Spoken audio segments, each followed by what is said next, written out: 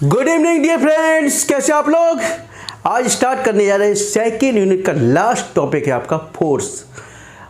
इस आज की यूनिट के अंदर force, types of the force, linear momentum, recoil of the gun और इसके बाद एक टॉपिक इम्पल्स, यानी इन सभी टॉपिक्स को आज की वीडियो के अंतर्गत कवर करेंगे।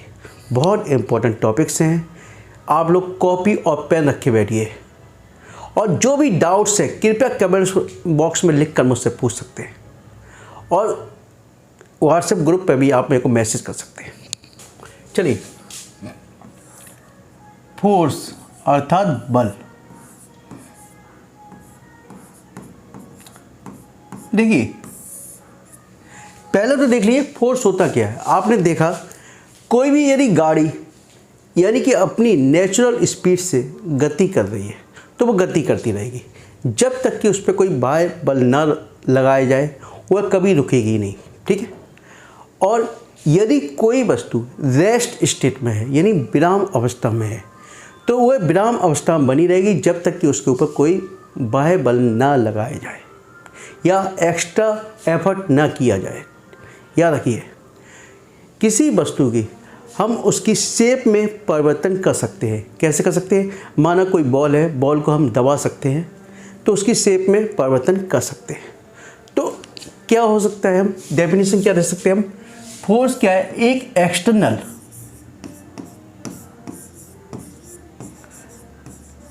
एफर्ट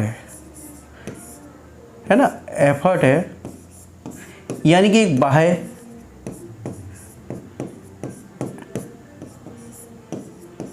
प्रयत्न है। ठीक है, जो कि किसी वस्तु की गति में परिवर्तन कर सकता है।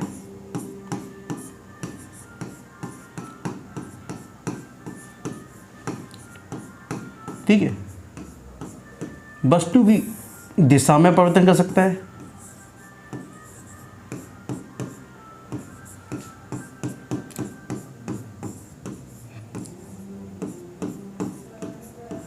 ठीक है, वस्तु की आकृति में परिवर्तन कर सकता है।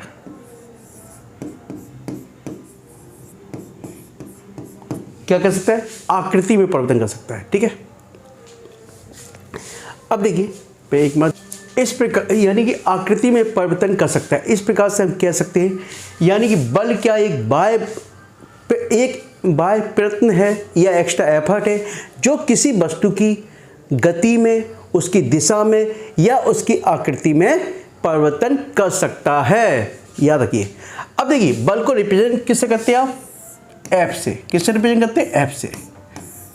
ठीक है, किससे रिप्रेजेंट करते हैं? एफ से। इसका जो यूनिट है आपकी यानी मात्रक है उसका, वो क्या है आपका? न्यूटन। क्या है बेटा? न्यूटन। ठीक है, और एफ बराबर हम पढ़ते भी आ रहे हैं, एफ बराबर क्या होता है? एम इंटू ए यानी मास इंटू एक्सीलरेशन। ठीक है, तो मास को यूनिट क्या होगी? किलोग्राम। और एक्सीलरेशन की यूनिट क्या होती है? मीटर पर सेकंड स्क्वायर। मीटर पर सेकंड स्क्वायर यानी इसकी यूनिट यह भी हो सकती है। यदि हम इसकी डायमेंशन निकालें, क्या निकालें? डायमेंशन निकालें, तो एम की डायमेंशन क्या होगी बेटा? एम हो गई और ए की क्या हो गई? एल टी माइनस 2 हो गई। तो इसकी डायमेंशन क्या निकल के आ गई? M L T minus 2। ठीक है, ये तो आपकी फोर्स की डायमेंशन निकल के आ गई। ठीक है, क्या निकल के आ गई? फोर्स की डायमेंशन निकल के आ गई। ठीक है, अब देखिए, जो मोस्ट कॉमनली फोर्स है वो तीन प्रकार के होते हैं। कौन कौन से होते हैं? पहला, गुरुत्वाकर्षण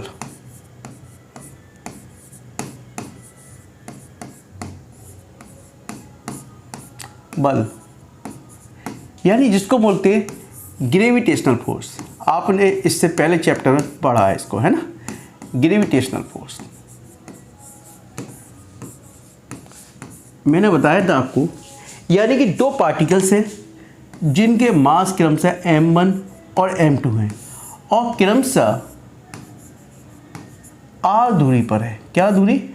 ठीक है। तो इन दोनों पिंडों के मध्य कार्य करने वाला गुरुत्वाकर्षण बल F उन दोनों पिंड के द्रव्यमान के गुणनफल के अनुकंपाती तथा इनके बीच की दूरी, देखो बीच की दूरी r है, दूरी के वर्ग के व्युत्क्रमानुपाती होता है, याद रखिए।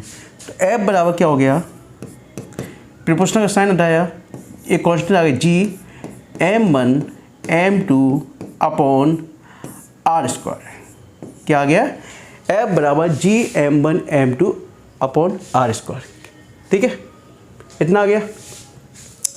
तो देखिए G की वैल्यू आप जानते ही हो क्या होती है, 6.67 इंटू 10⁻⁻11। अब G की वैल्यू निकालनी है, तो देखिए क्या हो गया, यूनिट क्या हो गया आपकी, न्यूटन मीटर स्क्वायर पर केजी स्क्वायर, ठीक है। F का न्यूटन, R का metre square, newton metre square, और G क्या है द्रव्यमान, तो केजी द्रव्यमान की क्या होती है, kilogram, kilogram into kilogram, kilogram square, ठीक है।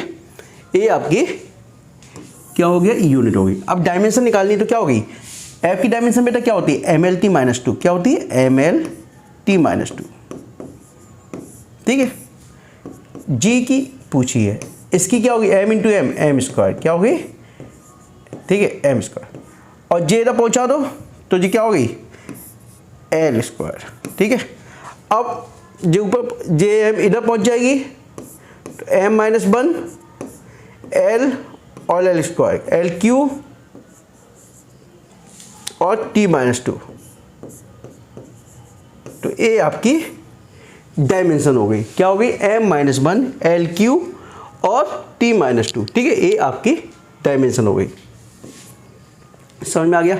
अब देखिए गुरुत्वाकर्षण बल जो होता है एक तरह से क्या है, आकर्षण बल है, क्या है, आकर्षण बल, और यह दोनों पिंडों के मध्य में कार्य करता है, ठीक है।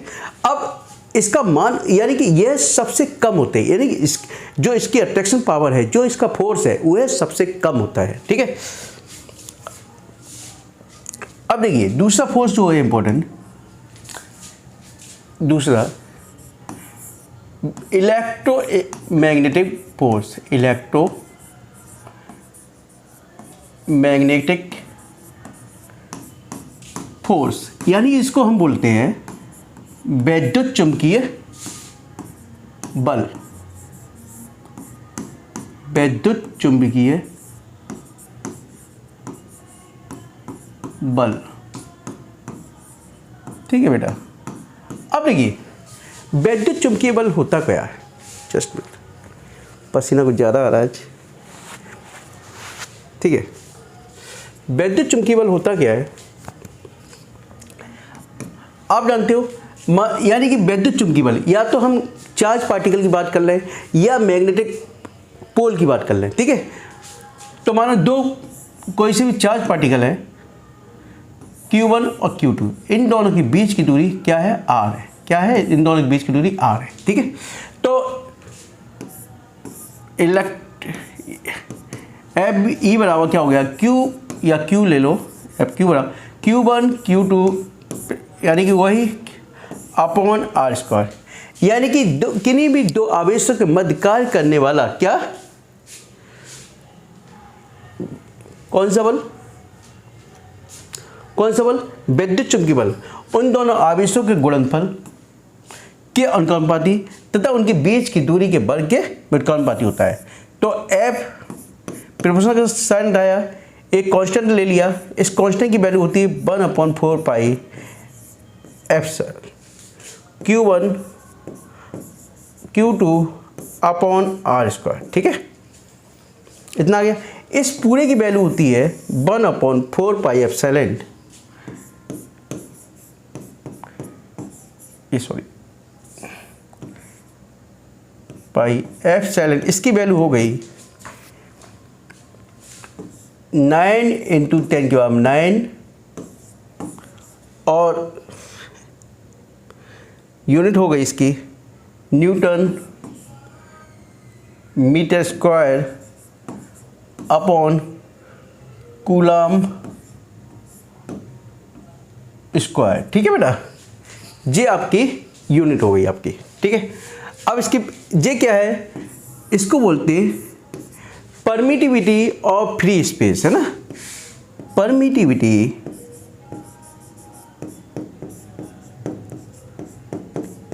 Of free space.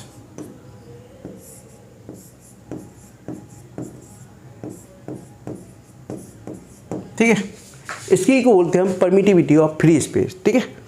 अब वैल्यू हो गई। अब ये आकर्षक, ये विद्युत कर्षण बल यानी विद्युत चुंबकीय बल एक तरह से, है ना, इलेक्ट्रोमैग्नेटिक फोर्स। अब इसके यानी ये जो बल होता है इलेक्ट्रोमैग्नेटिक बल, तो इससे यानी गुरुत्वाकर्षण बल से 10⁻36 गुना अधिक होता है।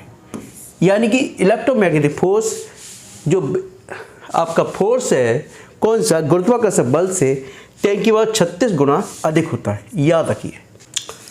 देखिए तीसरा फोर्स आपका है नाभिकीय बल।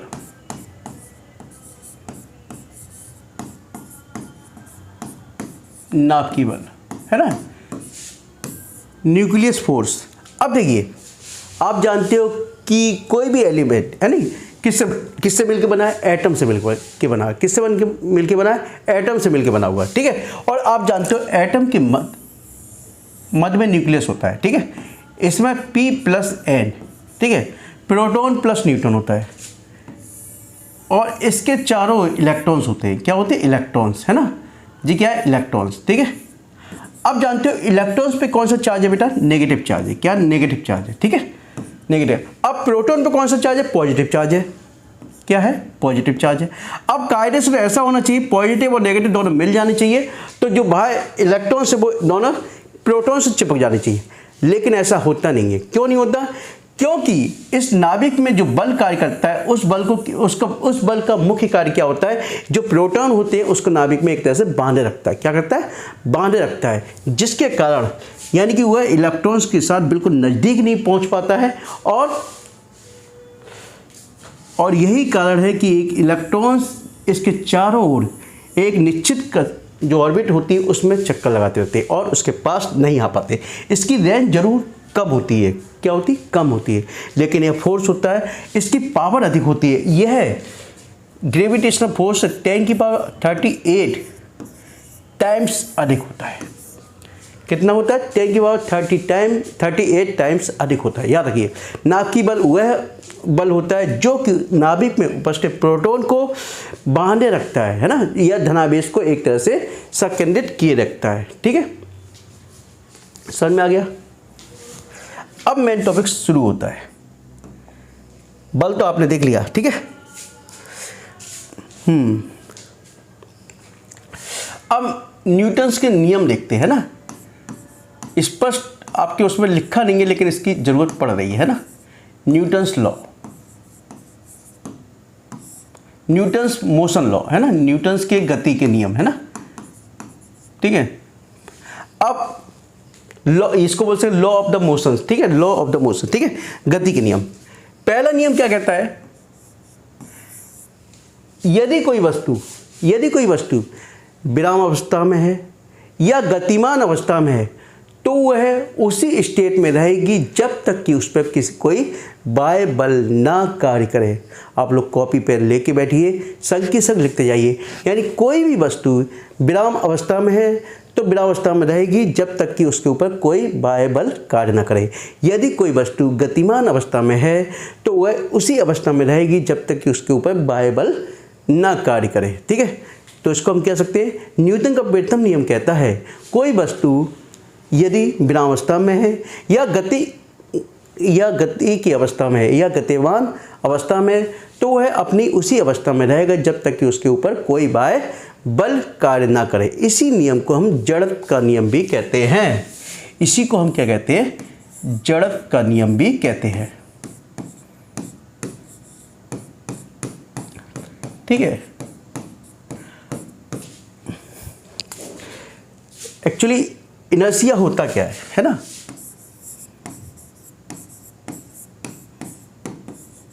ठीक है। जड़प।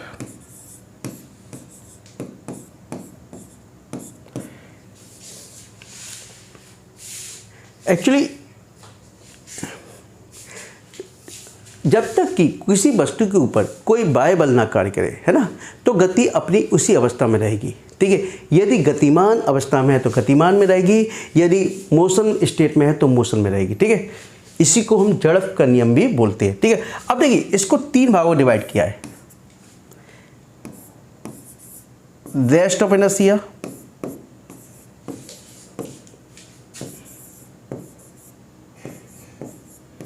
बहुत इंपॉर्टेंट है, इसके एग्जाम्पल ज़्यादा पूछ लिए जाते हैं। ठीक है, motion of inertia,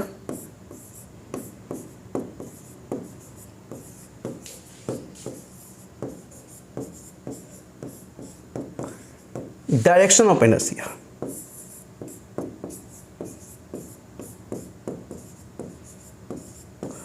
of inertia.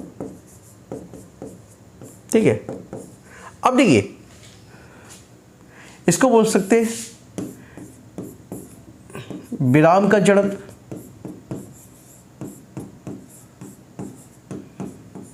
गति का जड़प।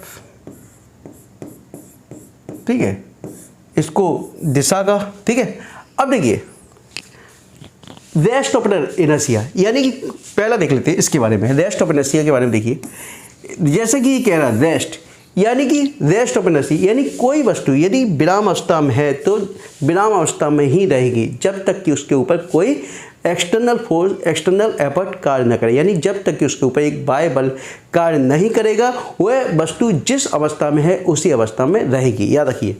देखिए इसी को बोलते हैं विराम का जड़प। ठीक है, इसका एग्जाम्पल देखो, बहुत अच्छा एग्जाम्पल है। आप लोगों ने कभी बस में ट्रेवल किया है? किया बस में ट्रेवल? ठीक है, तो बस में हम लोग ट्रेवल करते हैं तो हम खड़े हुए, अचानक बस चल देती है। क्या कर देती है? बस चल देती है। तो बस चल देती है यानी कि हम खड़े हुए थे। ठीक है, एक रेस्ट स्टेट में थे। कैसे रेस्ट स्टेट में? ठीक है, कैसे थे? रेस्ट स्टेट में। और बस चल दी बस, तो अचानक हमारा जो शरीर है पीछे की ओर जर्क करता है, पीछे की ओर झटका लगता है। हमको क्या लगता है? पीछे की झटका। क्योंकि जैसी बस चलती है तो हमारा पूरा शरीर तो उस वक्त कैसा होता था? रेस्ट स्टेट में होता था। लेकिन जैसी बस चली तो हमारे पैर जो नीचे लोअर यानी नीचे का हिस्सा है वो कैसा हो गया?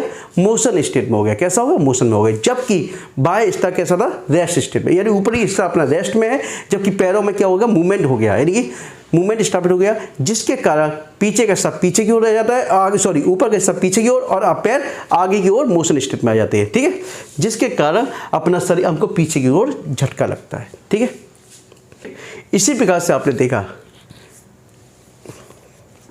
इसी प्रकार से देखिए, आप किसी भी शीशे में पत्थर फेंकिए। क्या फेंकिए? पत्थर फेंकिए, तो क्या होगा? वो गिलास पूरी तरह से, यह खिड़की होती है, खिड़की में आप पत्थर मारिए तो गिलास क्या होगा? पूरी तरह टूट जाएगा, है ना, चरके, यानी कि बहुत बुरी तरह विखंडित होगा। लेकिन जब हम गोली मारते हैं तो क्या होता है? वो केवल हल्का सा होल होता है गिलास में, हल्का सा होल। वह सब किसके कारण होता है? विराम का जड़प के कारण। ठीक है, अब देखिए मोशन ऑफ इनर्शिया, यदि कोई वस्तु गतिमान अवस्था में है तो वह गतिमान अवस्था में ही रहेगी जब तक कि उसके ऊपर कोई एक्सटर्नल फोर्स कार्य न करे। इसको बोलते हैं हम, क्या बोलते हैं? गति का जड़प। क्या बोलते हैं? गति का जड़प। ठीक है, अब देखिए आपने देखा बस में हम चल रहे हैं, बस में हम बैठे, बस चल रही है या ट्रेन चल रही है और हम बैठे हुए हैं, बैठे आराम से, अचानक ब्रेक लगते हैं। क्या लगते हैं? ब्रेक लगते हैं। तो हमारा शरीर क्या होता है? हमारा शरीर आगे की ओर हो जाता है। ऐसा क्यों होता है? क्योंकि ट्रेन के साथ हमारा मूवमेंट चल रहा, पूरे शरीर का मूवमेंट चल रहा है। अचानक क्या होता है? हमारा जब ब्रेक लगते हैं तो पैरों का मूवमेंट थम जाता है। क्या होता है? पैरों का मूवमेंट थम जाता है, जबकि ऊपरी पार्ट का मूवमेंट होता रहता है, जिसके कारण अपना जो शरीर होता है आगे की ओर जर्क करता है। ठीक है, ये मोशन ऑफ इनर्शिया। ठीक है,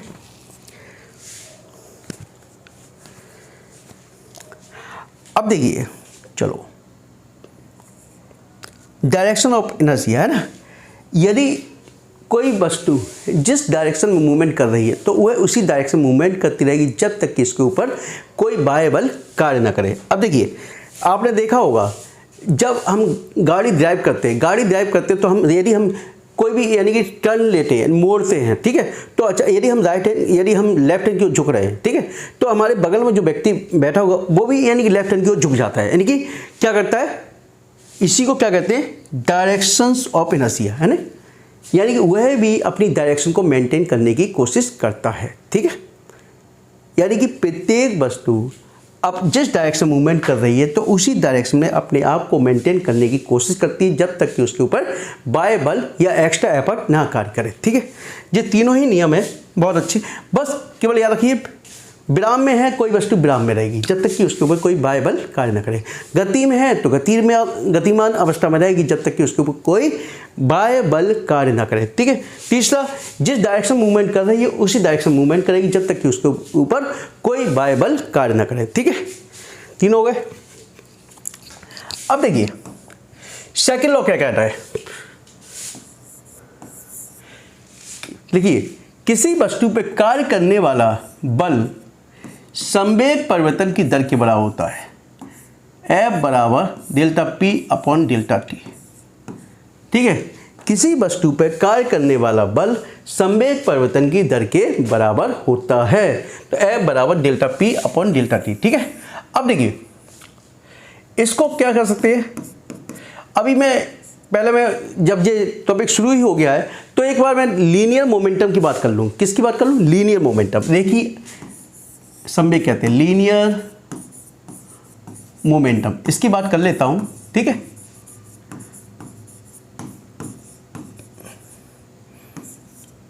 देखिए संवेग, ठीक है, देखिए संवेग बराबर क्या होता है, m इंटू बी। किसी भी पिंड का रेखीय संवेग उस पिंड के द्रव्यमान तथा उसके वेग के गुणनफल के बराबर होता है, ठीक है। एक्चुअली आज गर्मी थोड़ी अंदर ज़्यादा लग रही है, ठीक है। तो P बराबर mb, ठीक है। तो किसी भी पिंड का या किसी वस्तु का रेखीय संवेग उस वस्तु के द्रव्यमान तथा उसके वेग के गुणनफल के बराबर होता है। अब यूनिट देख लो इसकी क्या होगी, किलोग्राम मीटर पर सेकेंड, वेग की मीटर पर सेकेंड होती है, m की किलोग्राम।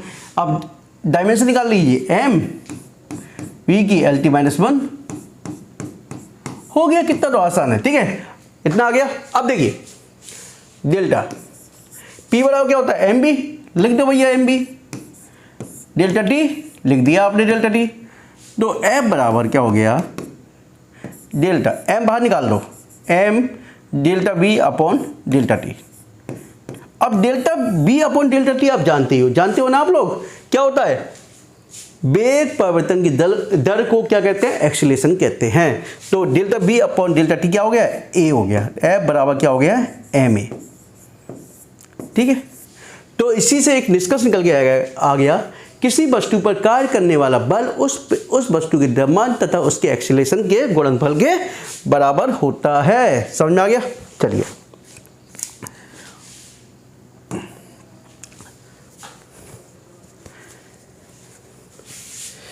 तीसरा नियम, क्रिया प्रतिक्रिया का नियम, ठीक है। क्रिया, इसको बोलते हैं क्रिया प्रतिक्रिया का नियम।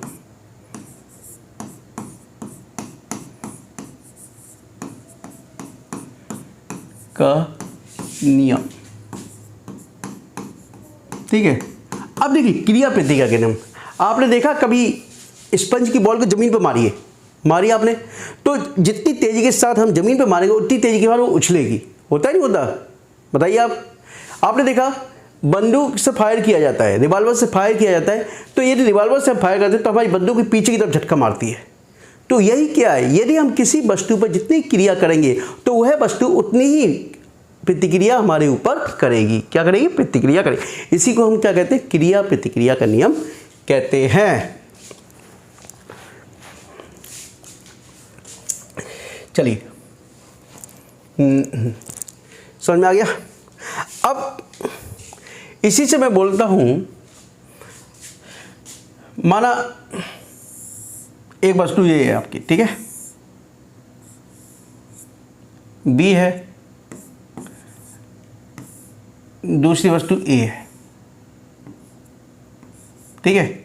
ए वस्तु इसके ऊपर क्रिया कर रही है, क्या कर रही है, क्रिया कर रही है, मानो तो बी भी, एक सॉरी जस्ट, तो बी भी उतनी ही प्रतिक्रिया ऊपर की ओर करेगी, यानी कि इसी को अब क्या कहते हैं, क्रिया प्रतिक्रिया का नियम कहते हैं। अब माना ए के द्वारा बी, यानी ए के द्वारा बी की ओर, बी के पर लगने वाला फोर्स क्या है, एफ ए बी, क्या है, एफ ए बी, और बी के द्वारा ए पर लगने वाला फोर्स एफ बी है, ठीक है, ठीक है, क्या है, एफ बी है, ठीक है। अब टोटल फोर्स क्या हो गया, F A B plus F B A, ठीक है। अब बराबर kinetic delta P upon delta T होना चाहिए। अब ये बता, क्यों फोर्स वाला क्या होता है, डेल्टा पी एफ बराबर delta P upon delta T था या नहीं, तो लेकिन इसको मैं जीरो इसलिए मानूंगा क्योंकि जब किसी वस्तु पर कोई बाह्य बल कार्य ना कर रहा हो तो उसका संवेग परिवर्तन कैसा रहता है, शून्य रहता है, ठीक है। तो कोई बाह्य बल तो कार्य कर ही नहीं रहा, ये तो दोनों वस्तु की आपस की बात चल रही है, क्या चल रही है, दोनों वस्तुओं की बात चल रही है, ना कि कोई एक्सटर्नल फोर्स की बात चल रही है। तो F B A B plus F B A equal to zero, तो F A B equal to minus के एफ बी ए, यानी दोनों ही एक दूसरे के ऊपर फोर्स लगाते हैं, लेकिन एक की डायरेक्शन दूसरे से भिन्न है, इसलिए वो माइनस का साइन लगाया गया है, ठीक है।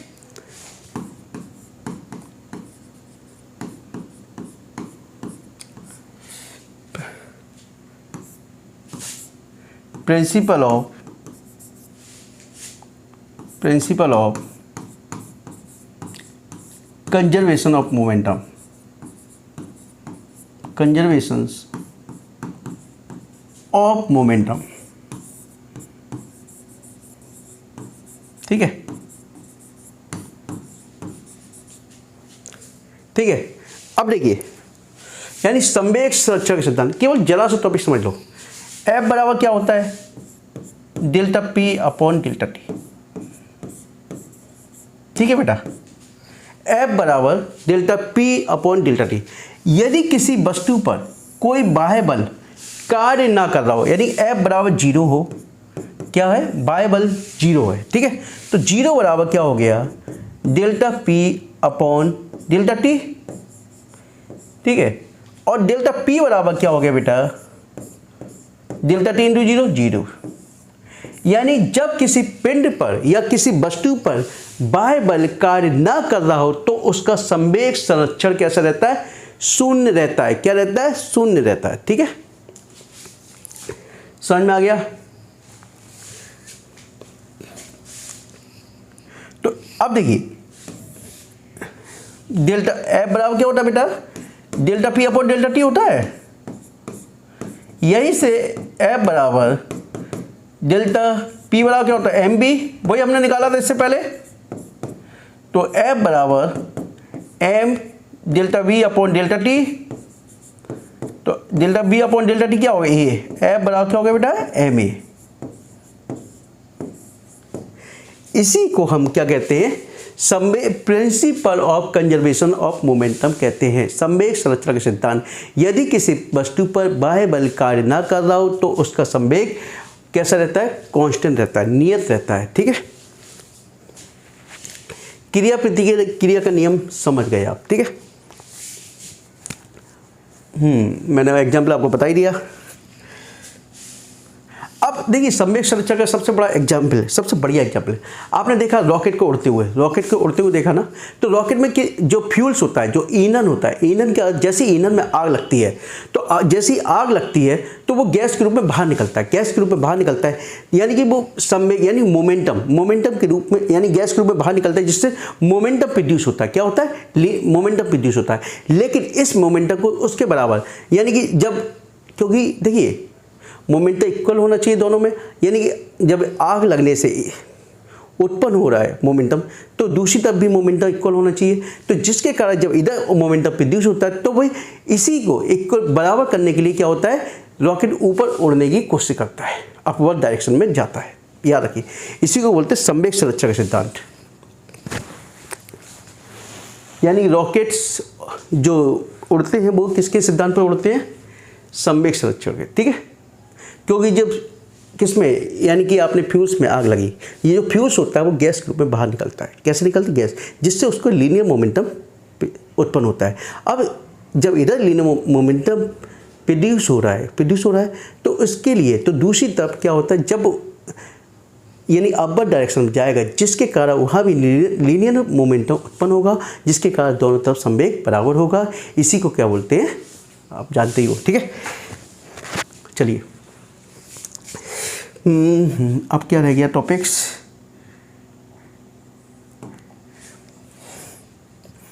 अब मेरे पास टॉपिक्स रह गया है। अच्छा, रिकॉइल ऑफ गन।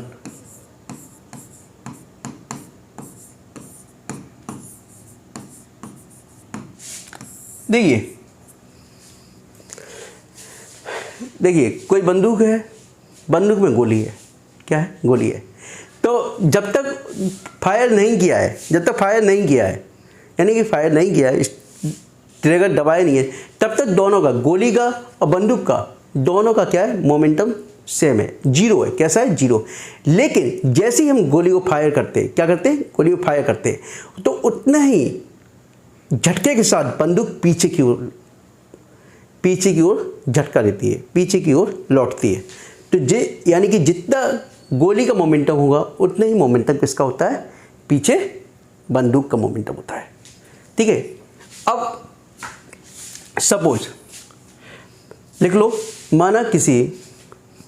माना जब प्रारंभ में जब फायर नहीं किया गया है, ट्रिगर नहीं दबाया गया है, तो गोली का और बंदूक दोनों का मोमेंटम कैसा, शून्य है। लेकिन माना किसी गोली का द्रव्यमान m है, गोली का द्रव्यमान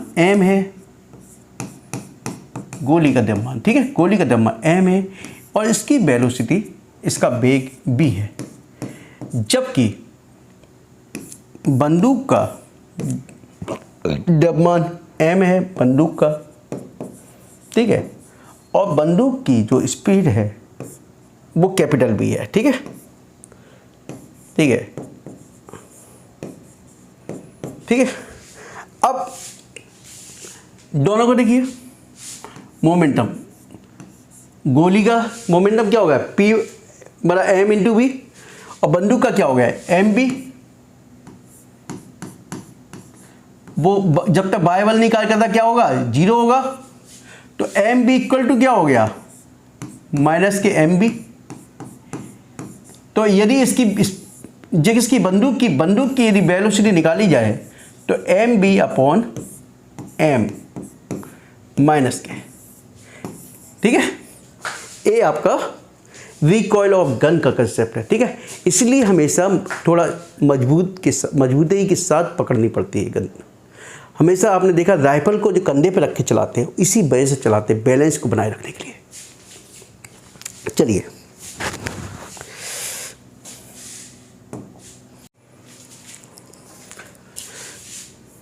देखिए, लास्ट टॉपिक है इंपल्स, यानी कि इसको बोलते हैं आवेग।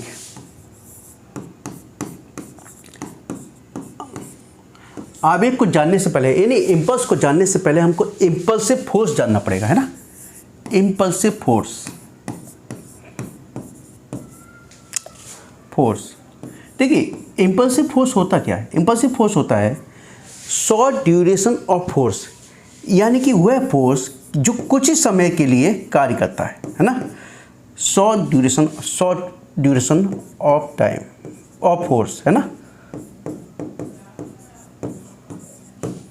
वह फोर्स जो कुछ समय के लिए कार्य करता है, लेकिन किसी वस्तु का मोमेंटम चेंज कर देता है। क्या कर देता है, चेंज कर देता है। समझ आ गया, क्या चेंज कर देता है, मोमेंटम।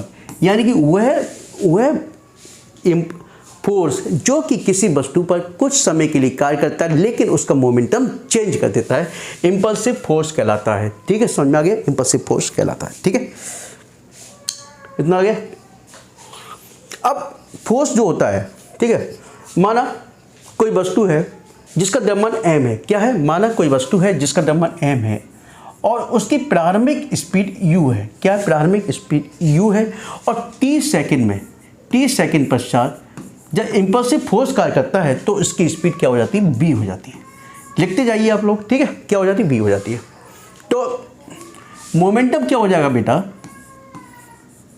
चेंज इन मोमेंटम, है ना, चेंज इन मोमेंटम क्या हो गया,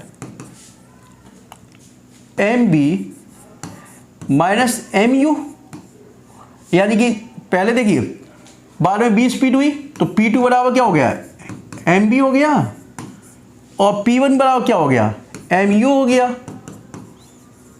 ठीक है। तो M B minus M U, momentum बराबर M B minus M you, ठीक है, इतना समझ आ गया। P2 माइनस, देखिए मोमेंटम क्या होता है, change in the momentum, P2 minus P1 होता है, तो P2 कितना है, m B minus M you, ठीक है। तो डेल्टा P बराबर क्या हो गया बेटा, चेंज इन मोमेंटम बराबर M B minus M u, है ना। और चेंज इन द मोमेंटम वो किसके बराबर होता है, F के बराबर, ठीक है। अब इसमें T और जोड़ेंगे क्योंकि change in momentum per unit time होता है, T नीचे, ठीक है, इतना आ गया। अब जे किसके बराबर होता है, F के बराबर,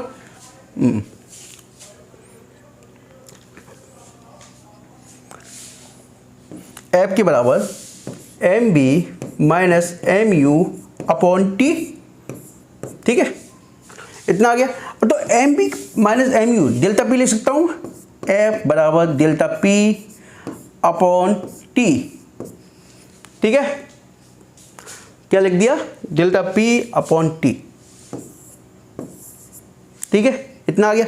अब देखिए जो इम्पल्सिव यानी कि इम्पल्स जो होता है वो उसके यानी वेरी करता है, इम्पल्सिव फोर्स वेरी यानी कि जो फोर्स कार्य करता है वो चेंज होता रहता है, यानी जीरो भी हो सकता है, मैक्सिमम भी हो सकता है। तो इसको हम क्या कर सकते हैं, हम लिख सकते हैं, माना T1 से लेके T2 और F dt equal to delta P, ठीक है।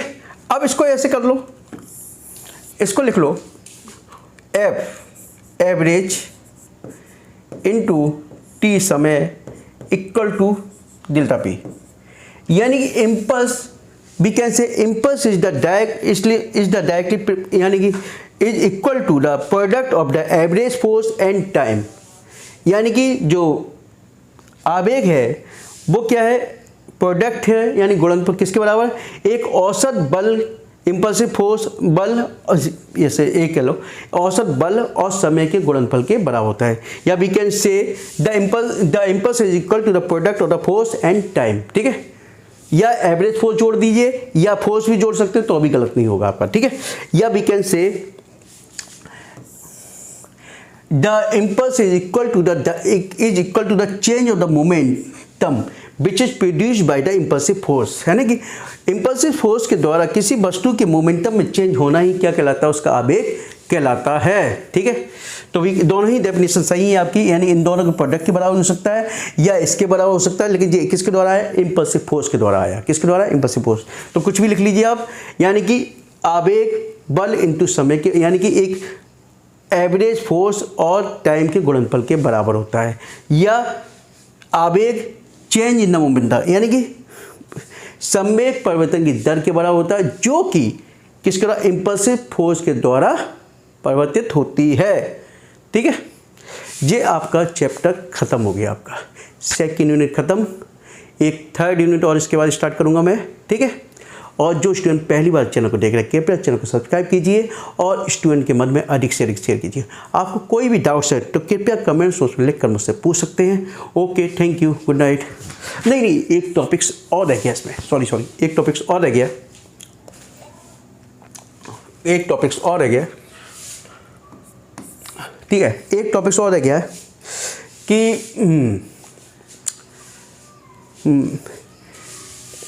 यानी कि proof of Newton's first law through यानी न्यूटन्स के सेकंड लॉ के द्वारा फर्स्ट लॉ को की पुष्टि, है ना, सेकंड लॉ, ठीक है, न्यूटन के द्वितीय नियम के द्वारा फर्स्ट नियम की पुष्टि, ठीक है। तो वी नो डैट, सिंपल लिख लो, वी नो डैट। देखिए पहले तो ये लिख लिए, माना कोई पिंड m द्रव्यमान का पिंड u वेग से गति कर रहा है, 30 सेकंड बाद उसका वेग, जब उस पर फोर्स कार्य करे उसका वेग क्या हो जाता है, v हो जाता है, इतना लिख लीजिए, ठीक है। माना कोई पिंड जिसका द्रव्यमान m है, प्रारंभ में u वेग से गति कर रहा है, जब उस पर कोई फोर्स कार्य करता है तो उस पर उसका वेग u से v हो जाता है, या 30 सेकंड पश्चात उसका वेग v हो जाता है, ठीक है, इतना लिख लीजिए। वी नो दैट F बराबर क्या होता है बेटा, डेल्टा P अपॉन T, ठीक है। तो F बराबर डेल्टा P वही M B, ठीक है, डायरेक्ट कर दूं M B minus M you, ठीक है, अपॉन डेल्टा टी। अब एम कॉमन ले लो, delta B minus U upon delta T, ठीक है, इतना आ गया, इतना आ गया ना। अब देखिए एक बार बताइए मुझे आप, किसी वस्तु का द्रव्यमान तो कभी चेंज होता नहीं है, होता है क्या, नहीं होता। अब किसी वस्तु में बाह्य बल कार्य ना कर रहा हो, माना बाह्य बल कार्य नहीं कर रहा, बाह्य बल क्या था, जीरो हो गया, बाह्य बल क्या हो गया, जीरो हो गया, तो M delta B minus U, यही तो हुआ, और डेल्टा टी जीरो हो गया, तो जे भी इधर पहुंचा दो, जे भी जीरो कर दो, तो बी माइनस यू बराबर क्या हो गया बेटा, जीरो, तो बी बराबर यू हो गया, नहीं हो गया, यानी कि जो स्पीड पहले थी वही स्पीड बाद में हुई, यानी किसी वस्तु में बाह्य बल कार्य न कर रहा हो, जो स्पीड पहले थी वही स्पीड बाद में हुई, ठीक है, समझ में आ गया। अब देखिए proof of the Newton's third law, Newton's third law करूंगा मैं सेकंड लॉ से, ठीक है, ठीक है। इससे पहले मैंने आपको एक फिगर बनाया था मैंने, चलो सी एक मिनट, सॉरी,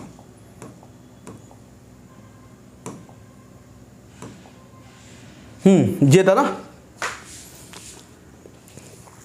देखिए न्यूटन्स का थर्ड लॉ प्रोड्यूस करना है मुझे, ठीक है, लेकिन उससे पहले आप लिख लीजिए, माना कोई दो वस्तु है ए और बी, ठीक है, यदि ए के द्वारा बी पर जो फोर्स कार्य कर रहा है एफ ए बी है, और बी के द्वारा ए पर जो फोर्स कार्य कर रहा है एफ बी है, ठीक है, इतना लिख लीजिए आप, ठीक है। अब we know that total force क्या हो गया, F A B plus F B B बराबर क्या होना चाहिए, फोर्स बराबर delta P upon delta T होता है, क्या होता है, एफ बराबर delta P upon delta T, ठीक है। अब क्या कहेंगे, यदि किसी वस्तु पे बाह्य बल कार्य ना कर रहा हो, बाह्य बल कार्य ना कर रहा हो, तो उसका क्या होता है, संवेग कांस्टेंट रहता है, तो बाह्य बल तो कोई कार्य कर ही नहीं रहा, क्योंकि ये तो आपस में कार्य कर रहे हैं, क्या कर रहे हैं, आपस में कार्य कर रहे हैं, ठीक है। तो delta P upon delta T में क्या कर दूंगा, जीरो कर दूंगा, क्या कर दूंगा, जीरो कर दूंगा, वही चीज मैंने जीरो की थी मैंने यहाँ पे, ठीक है।